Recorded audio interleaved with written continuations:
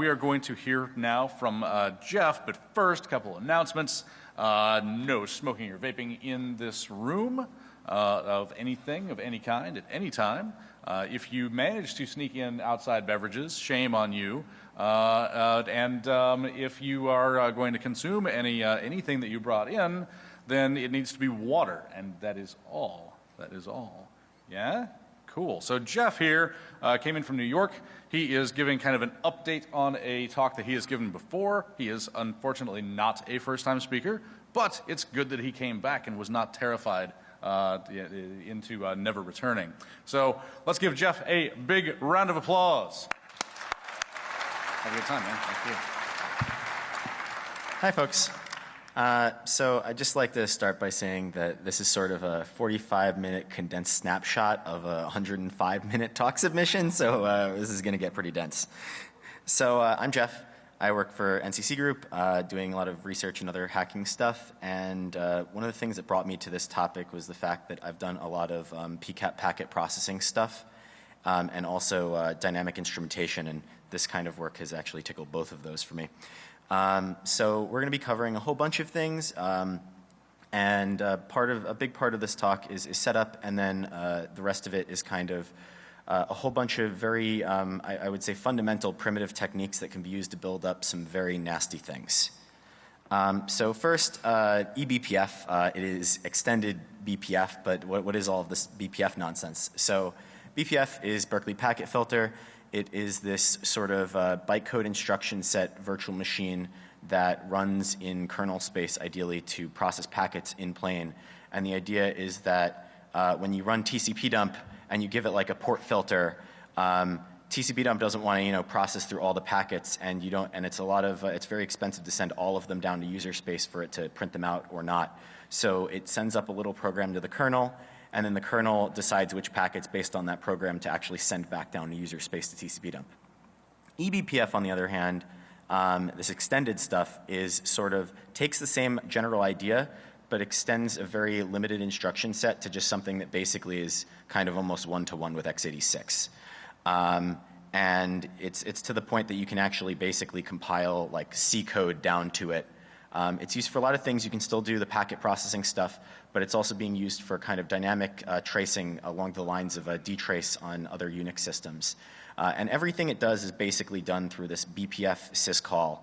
The main two things you do with it are you load programs and maps, and the programs are the code, and the maps are these kind of in-kernel data structures that allow you to share data between the code that runs in the kernel and code that you have that runs in user space.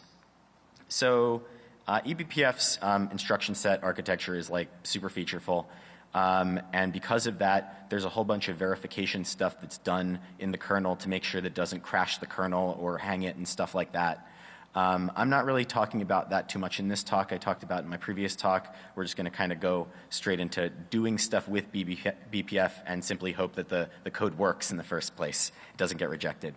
So the general idea with this is you create one of these eBPF programs, and then you create some maps, you hook them together, and ideally they run. All of these things are file descriptors on the userland side, and the programs attach them to various facets of the system using very specific APIs, and then they kind of get called inline to process the events when they happen. So most of the interesting eBPF stuff requires capsysadmin, the sort of god root privilege of root that really makes root root. But you can still do stuff without it, specifically socket filters. There are other types, but they require other privileges to actually use. The main thing within this restricted runtime that's useful is you call these helper functions that are essentially APIs to the kernel to actually do heavy lifting that you otherwise can't do in your little restricted environment. And then the code is verified both for like loops and stuff, but also to make sure that the arguments you're passing to those helper functions aren't going to crash the kernel or corrupt memory inside the kernel. So why eBPF? Why am I doing all this stuff? So it's got a lot of interesting APIs and things to play around with. It was created for kind of high performance packet processing. Now it's just being applied to anything and everything in the kernel because programmatic logic is the best logic. And it really only has kind of two modes. There's no in between right now. There is work on it, but it's not really done, and it's kind of very just scratched the surface. So basically, when you're running your eBPF code, it's either running like super unprivileged, or it has all of the privileges. And there really isn't anything between, which makes it really hard to sandbox to the point that, you know, if you're actually using this in say, a container, to use it, like you have to turn off certain things, you have to turn off all the security just to use it properly, and then that leaves you a very vulnerable target to attack. So why evil eBPF? Because there are a lot of fun things we can do with these fancy new APIs that the people who made them were not really thinking of because they were trying to move real fast. So what does this talk about? Shenanigans. And what I mean by that is we're going to be doing things along the lines of obfuscated communication channels between processes that are really hard for someone on the system to kind of track unless they're using very similar technologies to follow them, and rootkits. Lots of rootkits. So we're going to start with a bit of tooling on what we need to do to get all of this stuff working up and running, and then we're going to kind of jump straight into the meat of it. So, you know, we want to build all this stuff. We want to get this eBPF code running, but, you know, we have to actually have like a tool chain that does stuff. So we have to, you know, figure out a way to compile code into this eBPF stuff, actually get it to load into the kernel. We have to set up, you know, comms between the kernel and the user space code and the eBPF code. And then potentially we're also worrying about portability across systems, because if we're building this thing to target and run on a system that is not our own, we can't necessarily assume that it's going to be amenable to us running our code on it. So we want to keep things very lightweight and small. So as with many things in Linux, there are a lot of choices to shoot your various digits off with. So you kind of have to pick a way that you're going to do a bunch of eBPF stuff. And heads up, I went with the LLVM Clang approach, but I think it's important to kind of cover all of them and what they're good at and what they're not good at. So at a high level, you know, you can do raw eBPF instructions by hand using this kind of C macro domain-specific language. It's often used for very simple examples. It's hard to build up bigger stuff with it. You could use this LLVM toolchain to compile C code into these eBPF architecture ELF binaries. There's a lot of infrastructure to build it built into the Linux kernel, but its build infrastructure is a little slow to get it done. So there are also tool chains to do it out of Linux tree. But then you have to manage all your headers. And then at a high level, there are things like BCC and GoBPF, which essentially have a bunch of instrumentation that happens to your C code, and they do a bunch of stuff to kind of make a variant of C that allows for easier auto registering of things. And then the rest of the code you interact with from either Python or Go on the userland side. After that, you know, generally at a high level, just interact with the eBPF APIs. There are raw syscalls because libcs don't actually ship wrapper stub functions to call these things.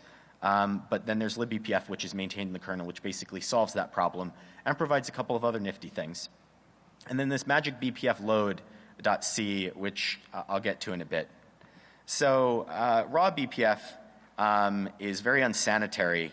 Yeah, I wouldn't really recommend it for building anything complicated, but you're going to be able to generate BPF code that the LLVM toolchain isn't going to build, and the kernel may not be expecting, because it may be expecting the sorts of things that the LLVM toolchain is going to build and not stuff you cobbled together by hand. So I'll leave you with that. And then the LLVM stuff is pretty simple, assuming you've got a basic toolchain that can kind of just build the stuff for you. I've got a lot of code snippets. I'm not necessarily going to walk through all of them. They're kind of more for reference material. So don't feel like you have to read and understand every line of code that appears in this talk. So I've kind of avoided using the Linux kernel toolchain just because it's really slow, and I like to make small changes and rebuild quickly. So I've been using this XDP project, XDP tutorial repo from what appears to be Facebook developers who've been doing stuff with packet processing, and I'm not using this for packet processing all that much, but it works. It's a very hackable build system. And then once you actually have your binary, you need to actually load it. So an interesting thing about how this stuff works is that to reference those maps, you actually have to take the instructions and then inline into them map file descriptors and then load it. So you actually have to create the maps first and then shunt them into the bytecode and then load that into the kernel. And the libBPF and BPF load do a lot of magic to pull the code out of sections of the binary and pass it up to the kernel. Then there's the high-level APIs. They're really useful for things like tracing. They make a lot of stuff very easy. They take care of a lot of heavy lifting. But they also do a lot of magic, and it can be hard to figure out what's going on at the deeper layers of these things. And they also require a very extended runtime presence to have access to headers and their own libraries and do things dynamically. So you basically have to get the whole thing on top of a system to use it in the first place. So I went with the LLVM Clang approach. By modifying the makefiles of that XCP tutorial repo, I've been able to make statically linked binaries that also statically link in their the eBPF elf file into it. And then I've been using memfd syscall APIs to actually load that buffer as a file path due to how those libraries want to load it from a file path and not just straight from a buffer. BCC, GoBPF can't really reasonably do this kind of stuff. I just want to drop a binary on, not have like an extended everything. But BCC is really useful to get started with a lot of this stuff. And it's useful for kernel tracing, but it doesn't support all the kernel tracing APIs I'll actually be talking about today. So let's talk a little bit about doing bad things with IPC. And this really means obscuring communications, leading people astray, and sending data without sending it, and reading data without reading it. So to talk a little bit about the maps, the maps basically are what you use to share data between your programs in the kernel and the userland stuff. But it turns out you actually don't need to attach them to a BPF program to use them. You can just make the calls from userland to store data off process. And then the maps are actually, they're just file descriptors, and you just make a special syscall to them to interact with them. So because they're file descriptors, we can just pass them between processes using things like Unix domain sockets or Binder if you're on Android and have access to this stuff. And basically this allows us to do a very interesting form of IPC where we'll send the file descriptors across, and then we'll have the other process kind of write into the map, and then we in the original process will read from it, or vice versa. So you can basically just have a couple of indices in your map spread out. So in this case, we have two slots in the map. They're each 256 bytes. They're indexed by like just a regular unsigned integer. And you just kind of associate them with one particular process who's writer, reader, sender, receiver. And you just write to them using BPF map update elem, and you read from it out using BPF map lookup elem. And both of these are just kind of wrappers around that same BPF syscall. It just has a bunch of different subcommands. Word of warning though, all of the things about these maps are managed by the kernel, including the sizes of their values. So if you're blindly receiving these file descriptors from untrusted processes, you're very potentially easily going to run into problems. So if we go back to this example, you'll note that in the BPF map update elem call here, we don't actually pass a size, but we've made sure that the buffer is 256 bytes, even though we've only put hello world, which is a couple of bytes. The reason for this is that the kernel knows that the entry is 256 bytes. It's going to read those 256 bytes from whatever pointer you give it. So if that buffer isn't big enough, it's going to start reading the values after it, and vice versa. When you're trying to pull data out, if your buffer isn't big enough to hold the max value, it's just going to clobber wherever you put the buffer, or after it really. There's a way to deal with this. BPF is very kind of reflective. You can query the kernel for all sorts of metadata about the programs, including the size of these things. So you can just dynamically allocate the amount of size that you need. So the programs are a little bit interesting because they're actually just sort of single functions. And every time you have really a separate function, it's actually treated as a separate program. And generally you call a bunch of static inline functions, so they just get kind of bundled into the one program. And it turns out you can actually have multiple of these at the same time in the same execution context. You make a special BPF map called a program array, and you can fill it with these file descriptors from user space. And then in the kernel side, you can call this BPF tail call function, which will essentially just jump the context over, and it will never return. So if there is a file descriptor for a program in the map at the index you're trying to call, it'll just jump to it and never come back. And if it isn't, it'll just fall through and keep executing. So the interesting thing about this is that these program array maps can actually be updated dynamically at runtime. So you can just kind of keep updating it, and each call will just call a new function whenever it sees it. So what this means is that we can just pass over some maps to another process, have them kind of dynamically fill in their own programs that will take the spots in that program array, and then every time sort of the event happens, such as like a packet is received, it will call their code, which can then send a message back to us. And so the idea here is you actually need to send two map file descriptors. You need to send the program array they're going to write into, and then you actually need to send the map to put in that it's going to write to, because it doesn't have a global context awareness of the file descriptors up in the eBPF side. So each program is associated with its own maps. They simply can call each other separately through the arrays. So in this case, we have a very simple program that all it does is call this BPF tail call. And then the idea is that we send the file descriptors over to the other process. In our own process, we're actually just going to set up like something like a TCP socket server, and we're actually just going to keep sending packets to ourselves so that at regular intervals we can trigger the functionality to run in the kernel, and then we'll pull the data out from the map afterwards. The thing with this is that why we need the two file descriptors is that you will first in your regular code that the writer is going to be that you're going to be dynamically updating. You'll be defining your own map, and generally speaking, the way that the libraries work is they'll just kind of create a map for it. You actually don't want to use that map. You have to actually go through that code after the fact, iterate over it, and shunt in the actual map that you want to be writing to, which you got over the Unix domain socket or binder, et cetera, and then reload that program. And then you use BPF map update elem to shunt the program's file descriptor into the program array. And so as a demo for this, basically to start, we have a couple things going on here. I'm going to briefly explain. On the right side, we have the code that actually does the updating and the iteration of all the functionality.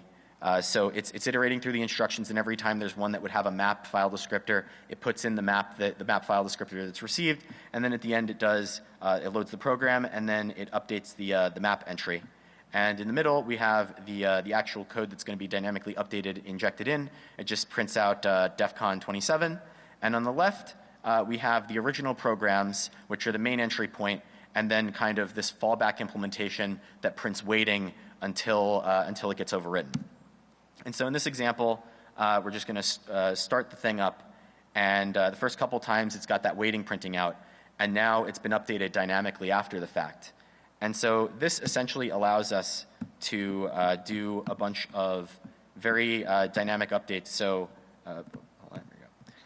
so that we can just sneak data in places that people aren't going to be looking. You could do all sorts of other stuff where you could actually have data that's being sent over the socket that then is being potentially transformed in kernel and then written out as the real message to the BPF buffer. So if someone's just looking at what's going on in the socket, that's not actually the data that the application is really operating on. So to talk a little bit more about the sockets, the socket filters, they are really special because they are the only ones you can use freely from unprivileged processes. So I say this unprivileged. Docker actually blocks the BPF2 syscall unless you're running cap sysadmin for whatever reason. But in general, this is an unprivileged call and doesn't require anything. It's also super poorly documented, as it turns out. So privileged processes can create like raw IP sockets. This is what ping does to send out those INET packets over the internet raw. But without privileges, you can create normal TCP UDP sockets, Unix domain sockets, either stream sockets or datagram. When you attach a socket filter program to it, either the eBPF or the classic BPF, different things happen. So for the raw sockets, the program will actually see the packets from the beginning of their Ethernet frame. And for kind of the regular IP-based ones, like TCP UDP, it'll see them from the start of the transport header. So the TCP header, the UDP header, For Unix sockets, it actually just the start of the array into the buffer is actually just like the data payload itself. Additionally, while these socket filters can't modify the packets directly, they can drop them, which would just completely break TCP. But they can also truncate them. And so that can cause very interesting things, and you can potentially build a very complicated setup that might fool Wireshark, where you say drop a packet that contains like the real message, and then with a modified TCP stack on a remote host you have full control over, you send another magic packet that will actually be accepted, and then when someone tries to, in Wireshark, reassemble the stream, they see something different from what your application actually processed because it was reading from the packets and not from the socket. So this leads to an interesting just attack in general. Like, you can also read without reading. Like, you don't actually have to call read or any receive syscall on the socket because these events get called every time the packet is received, not when the userland process actually tries to read from the socket.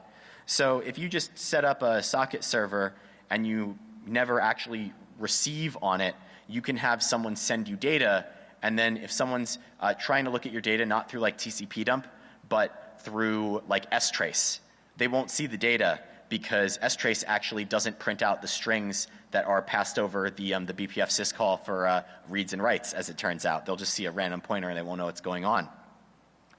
So it's fairly simple to do this. You just kind of register your socket filter to it, and then every time that a packet comes in, you just write it down to the map that gets read out every so often by the userland process, which then it never calls read. You can also do this in the reverse direction. So you can write to things and then block the data from actually going out such that it won't actually send packets, but every write will then be shunted into the memory in the kernel, and then depending on if you've already chained this with like the map communication, you can then leak the data back out to another map file descriptor every time you hit write, and anyone who's on that computer will like be none the wiser about it. You can also use these techniques using other BPF programs that can actually write to the packets. So they might be able to hide data in and then take it back out so that everything looks normal at the userland level, but like what actually goes over the network or what doesn't go over the network is sort of some secret data that's hard to see what's going on. But they require privileges, and you can do all sorts of other crazy stuff with them too. So as a demo of this, I have this piece of code here that runs a regular TCP socket server, and it never calls receive, read, receive from, receive message, all of these kind of standard syscalls for reading data from a socket. And on the right side, I just echo into like telnet to the service. So I'm running strace on this to prove that like none of these syscalls are actually being issued. And so if someone were looking for these, they just would not see anything happen. So we've now, like, we get the data from this. The 41, 42, 43, that's all just hex for, you know, capital A, B, C, D, et cetera. And the signal stuff that goes on at the top is just because that's how I'm I'm polling at the eBPF buffer. I have a signal handler that pulls at it like once a second. So I have not actually, if you look at this, I have not issued any of these standard reading syscalls in the socket, and yet I have somehow obtained the data that was sent to it. You can do all sorts of stuff to build up on this to hide data from people who, depending on how they're trying to look at what you're doing. So let's talk a little bit about the kernel tracing. So eBPF basically supports a whole bunch of modes to do dynamic instrumentation of kernel functionality so that you can kind of see the data that's flowing through. This is very privileged and can be used to, you know, compromise systems, as it turns out. But you know, these things can read arbitrary kernel memory and user space memory, and this presents us an interesting opportunity for covert IPC on a system we've really kind of hosed. So we can actually just read data out of processes that they were never actually going to send to the kernel. They never attempted to send it there. It was just sitting in memory, and they're not issuing any syscalls. Also, what we can do is they can issue bad syscalls that are going to get rejected, and the data is not actually going to make it through the kernel. So like if they do a send on a bad file descriptor, it's not going to result in a packet, and so tcpdump's not going to see it. But we can. So I like to do this mind reading trick with the code where because close is kind of a magic syscall, it takes a file descriptor and that's it. File descriptors have to be non-negative. They're non-negative integers. So anytime it receives a negative integer, it just rejects it and doesn't do anything, and it's kind of idempotent. So what you can do here is you can hook closed, and you can just wait for like certain magic negative file descriptors to start a stateful handshake with a particular process. And after that, just start unmarshalling data out of these negative file descriptors to communicate with yourself, basically. And if someone's looking at this, probably they don't really look at closed. If they see it, they might think something's wrong, but are they really going to like attempt to figure out what's going on here? Maybe, maybe not. So that's a neat trick, but like this stuff can also just absolutely corrupt memory. So there is this special BPF probe write user helper function, which I talked about in my previous talk. And this is sort of the thing that gives us rootkit capability. So when you use this, it raises an event that like goes out on dmessage, but it's so useful. You can also, when you're doing these things, you can actually abort syscalls at entry. Syscalls and a couple of other special functions in the kernel that have this special macro that kind of denotes that they can be aborted. But basically this BPF override return allows you to just bail out of actually executing the syscall, so the kernel just doesn't do it. And you can also give it an arbitrary return value. So we need to write things that are useful. And most of the interesting data that are in syscalls are pointers to userland memory. So we can actually potentially overwrite strings and other structs that are being sent to the kernel or written back by the kernel. And we can also just prevent syscalls from reaching the kernel. So there are a couple of high-level variants of this attack, this kind of way of building a rootkit. You can redirect syscalls, you can modify them, you could make opens for a shell file, a shell script, open a path that is something you control somewhere else, so it just opens and reads your code. You could also, every time they read, you could just send bad data back to it and just lie. So you can, after the kernel has written the code, you can stomp over it with your own data. You can also just fake the return by aborting the call and write the data yourself. And you can also just completely black hole the data so they just can't communicate with the outside world. So in the first one, where we're going to be modifying the data that's being sent to the kernel, generally speaking, the way this works is you set kind of a tracing hook. A kprobe is on the syscall entry. A krep probe gets called on the syscall return after the kernel's like processed it. And generally speaking, when you're hooking these syscalls, all the calls across the entire system, regardless of container, they're all sharing the one kernel. They're all using the same syscalls. All of them go through that. And so you potentially are having a lot of throughput going through there. And so if you're going to be messing around with this, you actually want to be very careful you're not going to crash stuff. So you want to kind of filter through and determine if the particular process that's calling in and its particular inputs are stuff you actually want to mess with. Otherwise, you might just crash the system accidentally. When you do this, you could just overwrite it and then be done with it. But if you want to be sneakier, you actually want to persist the stack data or heap data wherever it was from the userland process that's being sent up, so that on the return after the syscall has finished processing, but before context returns back to user space, you can actually try and write back their data to it. So if they checked it after the fact, it would look clean, like nothing happened. And the way that you want to do this is you want to use the process ID, thread group ID, and then maybe a file descriptor as well if you're keeping track of it, because all of this is essentially stateless other than the data that you maintain in your BPF maps. So you kind of can't maintain context without using those maps. And the only anchor point you have for context is this kind of very basic information about the process and kernel thread it's using. But that's good enough, actually, as it turns out.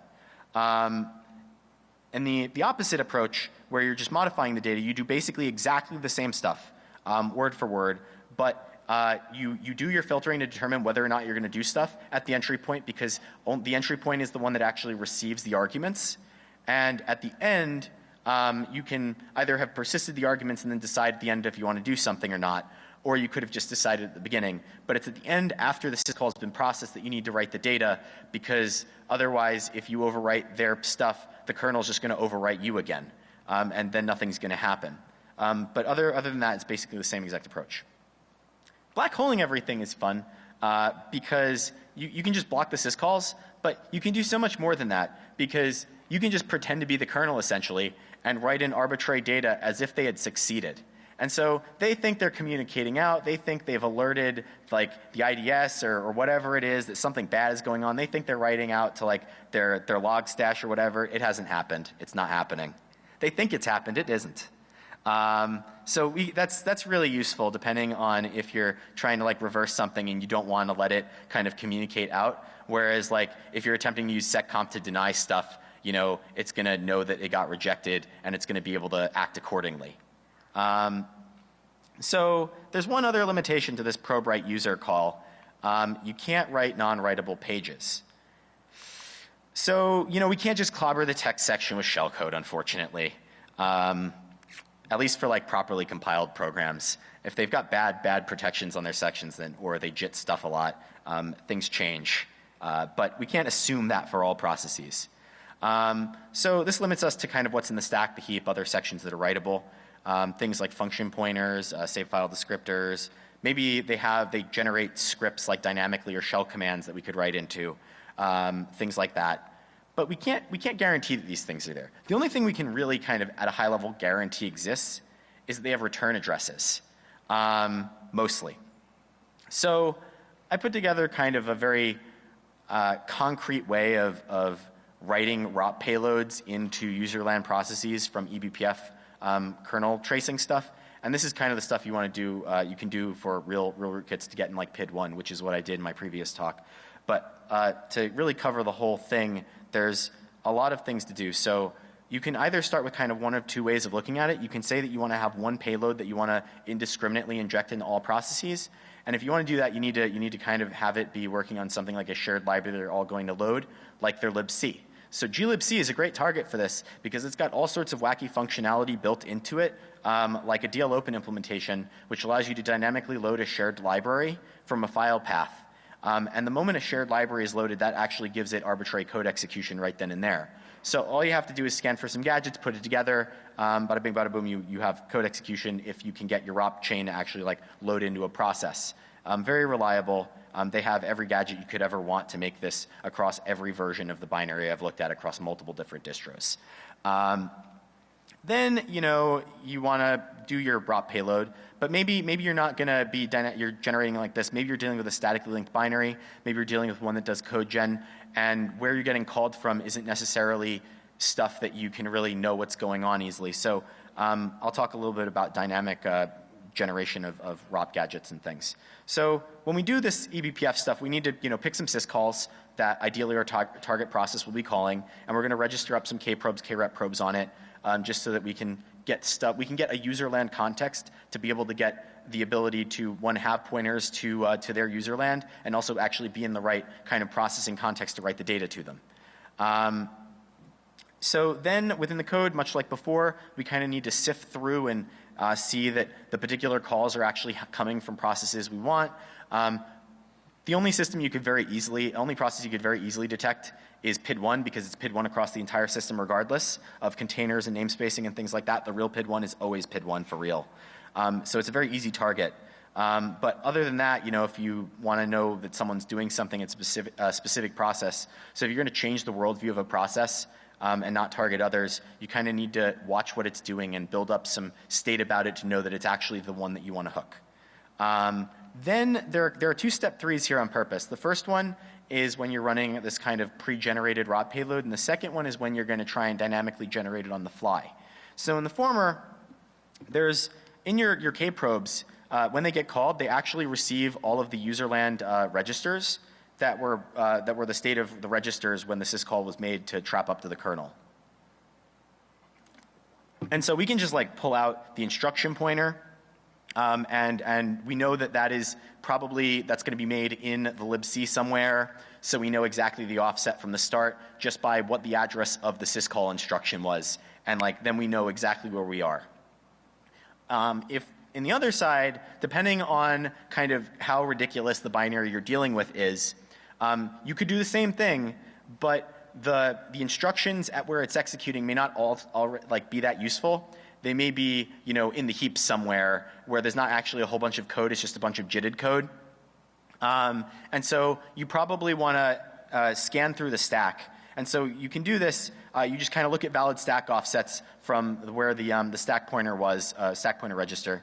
And then you essentially want to look back and see if the thing that, like the former instruction that would have been the one before. So when you, like in x86, when you make a call instruction, it's going to increment the address and then put that in the stack. So what you return into is the next instruction. We need the previous instruction that actually issued the call. And so we can then try and detect what that instruction was, and if it was a call and it actually looks like it went to where we are, then everything's good, but it may have actually been a PLT entry. And those are actually, those are like the entries to dynamically linked functions like your libc. And so those are, the call will actually go to a jump, and the jump will go to where the code that it was formerly executing before it made the syscall was. And so you need to just parse those instructions a little bit to dump out kind of the offsets and things, and then you know where you are. After that, in both cases, you can just go backwards as far as you can until you get page faults essentially that are free for you and don't crash anything, and then you know where the memory region started, and then you can just scan the data straight forward and dump it all out until you again reach a page that's not read-writable, etc. After that, you potentially are going to generate your payload based off of this. So you've dumped out all of the raw memory of the process. You know exactly where it sits.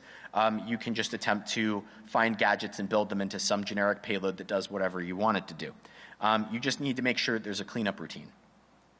After that, we go back in with another hook, and we need to do the stack skimming stuff again because we need to find out where we were, so that when we write in the ROP payload this time, it's actually at the right place, so that when the syscall returns, then the kind of syscall stub will then attempt to return back in user space, and it'll jump right into a ROP payload.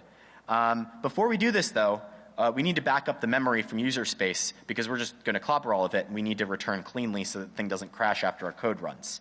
And so what we do is we not only need to get the general stack space we're writing to, we also need to kind of back up all the space we're potentially going to clobber as part of our ROP chain itself. Then after that, we write it in, we return, the ROP chain starts executing, and it's done whatever its magic task is. That's up to you. And then it starts its coordinated cleanup routine. And what this needs to do, what I like to do with this is I like to do one of those hooks on close to signal that the kernel side should write back most of the stack. Not all of it, because we have a couple of ROP gadgets we still need. So the last ROP, as we do this, we're actually going to write some new ROP gadgets past the end of the stack, and those are going to help with our cleanup routine. The remaining ROP gadgets that are still there that we haven't overwritten with the backed up data, those will then execute once we return back to user space, and they'll exist simply to shift the stack pointer to where the new ROP gadgets we put are, which weren't actually in what's considered the stack until we shifted the stack pointer. The new ROP gadgets will then exist to kind of overwrite and restore the backed up data to the last ROP gadget that we didn't overwrite, and then it will set a return value for all the way back the thing we actually hooked on, and then it will shift the stack pointer back to where it needs to be, and then the code will return back into whatever it actually called the original syscall wrapper in the first place. And everything's clean, and it didn't know what happened. But there's a limitation on these kprobe, krep probe trace point APIs. They all use the sysfs. It's a special mounted file system that does a lot of magic stuff on Linux. A lot of things are under it. But Docker by default has an AppArmor profile that blocks access to this, and Docker also doesn't by default mount it as a fully writable mount, which you otherwise need to do this kprobe tracing stuff. However, eBPF actually is another type of tracing program that doesn't interact with the sysfs at all, and there hasn't actually been all that much tooling built on it yet. Even BCC, the main instrumentation framework, doesn't actually support these raw trace points. These are magic. And it's got a very complicated process for setting it up. Step one, you call the BPF syscall with the raw trace point open subcommand, and you literally just give it the name of the registered trace point event you want to attach to. That's it. That's it. That's all there is. You also, have a BPF program that you've loaded and then, put it in there as well, but we've already done that before. So Eminem once said, and Moby, you can get stomped by Obi. Moby is the sort of upstream open source code base that Docker is built from, and so we're going to break out of that in a way that otherwise hasn't been displayed publicly. because everyone who's been showing Docker breakouts using BPF stuff that isn't otherwise exploiting like a kernel vulnerability has basically turned off AppArmor to do it, which like we don't need to. We'll just leave it on. I don't care. So this is a slight modification of the previous ones we've been talking about, which is necessary because of the way the raw trace points work. You can't actually trace arbitrary syscall events with them like you can with kprobe. They'll probably add it in the future. They just only did it for regular trace points, not the raw trace points. What we can hook on are these sort of primordial syscall events, sysenter and sysexit, which essentially get all of the same data anyway. It just means that we need to re-implement the hooks. So instead of having like a separate BPF program for each like function return, we just have one for like the entry to all syscalls and one for the end, the return of all syscalls. And we just use like a switch on top of the syscall ID and just handle it differently. So we can write essentially all the same code, and it all just works. And even though we can't necessarily have a very fancy DSL that gives us all the arguments as actual like function parameters, they're all just in the registers anyway, so we get the register state, you know, RDI, RSI, RDX, et cetera, in your standard AMD 64 calling convention. Like, those are the first couple of arguments past any syscall. So this is very easy. The one thing that you need to make sure to do is, again, you need to save that state, because in the return we have like absolutely zero context other than that we know the particular process ID, thread group ID again. So in this particular case, we're just going to serialize like all the register state and the syscall ID. We're just going to shove it in there. We're going to index into this it's a hash map data type, so we don't have to be like regular indexes from 0. We can just use the process ID, thread group ID in there, and everything's good. And then in the return, the first thing we do is we just see if we even have a state associated with us, because if we don't, then we didn't even attempt to do anything on the entry. We don't care about the return. We just bail out and let the syscall happen. But if it's something that we want to be dealing with, then we're actually going to start processing again with another switch on top of the syscall ID, and then we're potentially going to process the data. So my example here, I'm doing basically the same sort of using the syscall hooking stuff. I'm not just writing into memory like to do a ROP chain. I'm just overwriting, say, file I/O without things realizing it. So in this particular case, I've started up a Docker container. The only thing I've added to it is the sysadmin capability. That's it. I haven't turned off AppArmor. I've got a binary in there. I'm about to run it. It's just got some payload there. I'm going to cat this file that otherwise doesn't exist. And mind you, I'm catting it on the outside. Then what this payload does is it actually overrides crontab whenever any file tries to read it. And so basically we're going to now load our code, and now when we try to load crontab, now we have our own thing, our own code in the top level crontab of the host outside of the Docker container. So now we're just going to wait a little bit for cron on the system to pick it up and start executing our code. And then now we've completely successfully broken out of the Docker container using nothing but cap sysadmin. We haven't turned off any of the actual security mechanisms. We just gave a regular privilege that people do whenever they're going to do like fancy BPF stuff. We've just broken out. We're done. Like, we've escaped.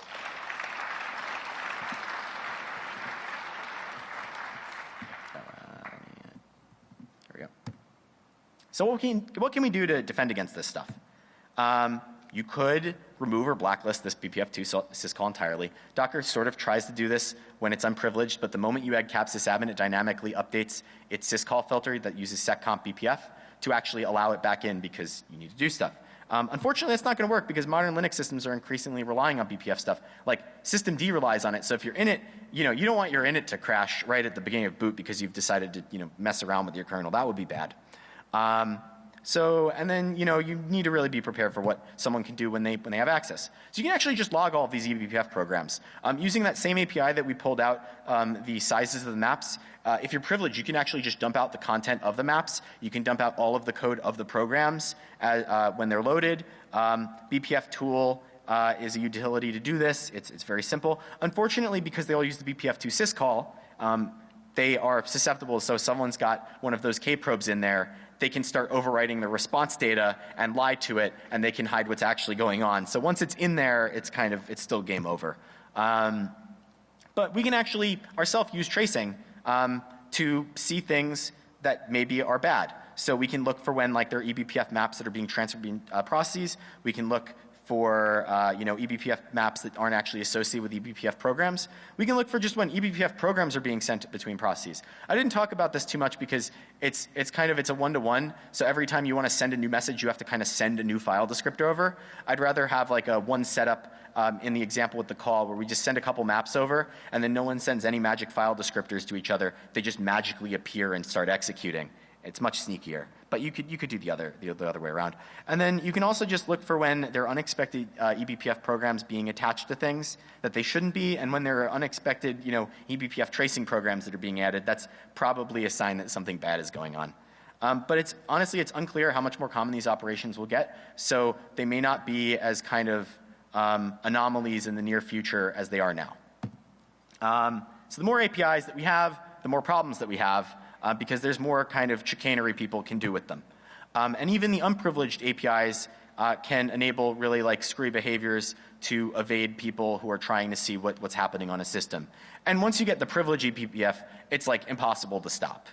And honestly, a good number of these APIs really shouldn't even require these privileges in the first place. There is work being done to kind of change this, but like you shouldn't have to require capsys-admin to do a lot of things that really don't require it, because a lot of them are essentially analogous to raw packet I/O.